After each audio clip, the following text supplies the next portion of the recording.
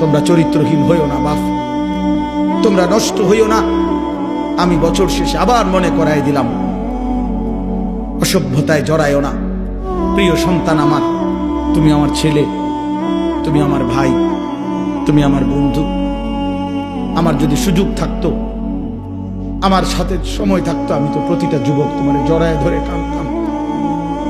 আমি যদি পারতাম তোমারে বলতাম এই বুক খুলে যে তুমি কেন নামাজ পড়ো না, কেন তুমি আল্লাহকে ছেড়ে দিলা। আল্লাহকে বাদ দিয়ে দোস্ত কেউ ইজ্জত পায় না, কেউ না।